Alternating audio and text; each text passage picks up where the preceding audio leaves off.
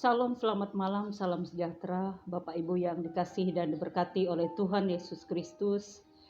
Kita mengucap syukur kepada Tuhan kita Yesus Kristus karena pada malam hari ini kembali kita dapat bersekutu, memuji dan memuliakan nama Tuhan. Baiklah, sebelum kita merenungkan kebenaran firman Tuhan pada malam hari ini yang terdapat di dalam Injil Lukas pasal yang ke-6 ayat yang pertama hingga yang kelima. Mari kita bersama-sama bersatu dalam doa. Kita berdoa. Bapa, di dalam nama Yesus kami menyembah dan memuliakan nama-Mu. Kami mengucap syukur di mana pada saat ini kembali kami dapat memuji memuliakan nama Tuhan. Dan kami akan bersama-sama merenungkan firman-Mu. Terangi hati dan pikiran kami dengan kuat kuasa-Mu, sehingga kami dapat mengerti dan memahami maksud dan kehendak firman Tuhan dengan baik. Dalam nama Tuhan Yesus Kristus kami sudah berdoa dan mengucap syukur. Amin. Bapak Ibu yang dikasihi dan diberkati Tuhan, adapun tema kita adalah aturan untuk kebaikan. Dalam tradisi Yahudi, pengembara yang lapar diizinkan untuk memetik bulir-bulir gandum.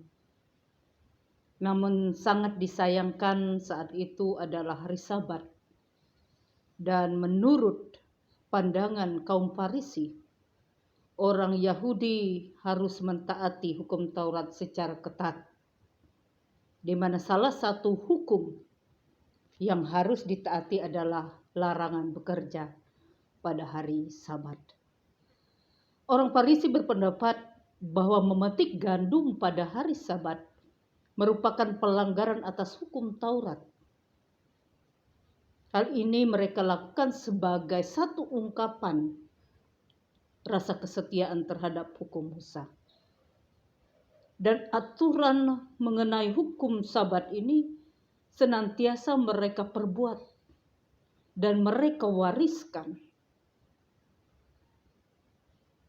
secara turun-temurun dari generasi ke generasi. Tetapi karena memiliki pemahaman yang kurang, serta sering membuat orang-orang Farisi terjebak dalam suatu kemunafikan, terbuai pada suatu tindakan penegatan aturan semata. Mereka tidak melihat apa yang sebenarnya hakikat dari aturan atau hukum itu. Sesungguhnya hukum atau aturan itu dibuat dengan maksud agar hidup menjadi lebih baik. Aturan bukan untuk menyakiti. Aturan bukan untuk menyengsarakan. Nah, dalam nas kita pada malam hari ini, Bapak Ibu yang dikasihi dan diberkati oleh Tuhan kita Yesus Kristus, memang tidak diceritakan apa yang menjadi alasan para murid memetik gandum lalu memakannya. Namun bisa saja tindakan ini diartikan karena para murid Yesus pada saat itu sedang lapar. Seperti halnya dengan yang diceritakan di dalam kitab Markus. Orang-orang Farisi mempertanyakan hal itu. Tetapi Yesus menjawab dengan kuasanya sebagai guru dan pelindung bagi para murid. Nah, Yesus membandingkan tindakan para murid dengan tindakan yang pernah diperbuat oleh Daud. Melalui jawaban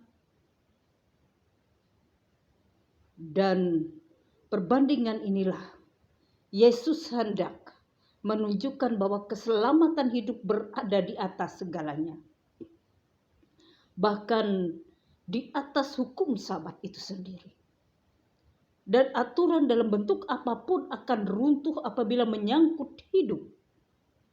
Karena nilai hidup itu mengalahkan segalanya.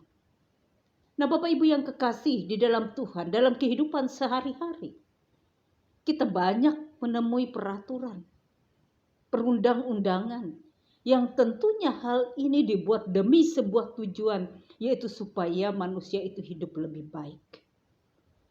Hidup aman dan hidup teratur. Tidak ada satupun tempat di dunia ini yang tidak memiliki hukum atau aturan.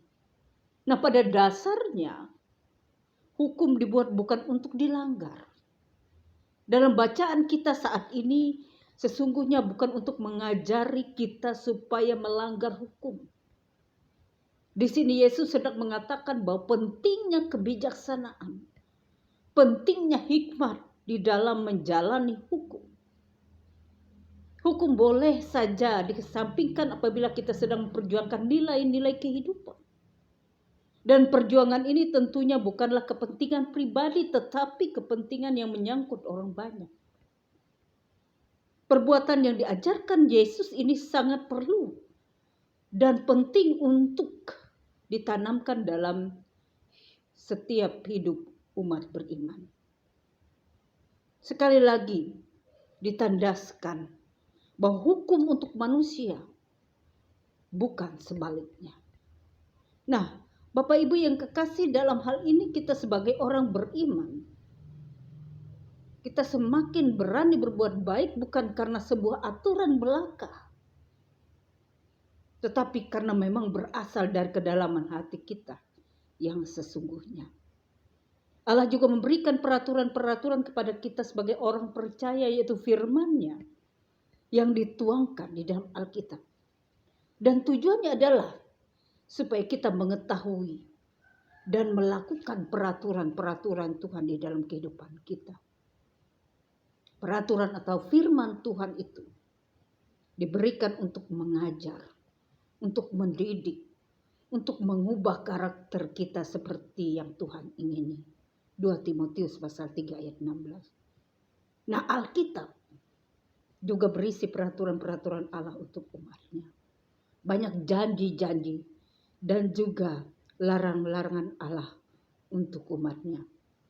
Dan kita harus membaca sehingga kita tahu apa yang harus kita lakukan di dalam kehidupan kita.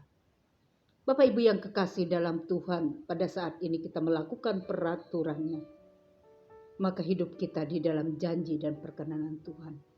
Sebaliknya, ketika kita langgar, maka kita tidak hidup di dalam berkat Allah. Maka dengan itu, biarlah firman Tuhan pada saat ini mau mengajarkan dan mengingatkan kita bagaimana kita dapat menjalankan kehidupan kita dalam taat dan patuh akan kebenaran firman Tuhan yang menjadi sumber tuntunan landasan yang benar dalam kita menjalani hidup kita. Tuhan memberkati kita dan firman-Nya tidak akan sia-sia. Amin. Shalom.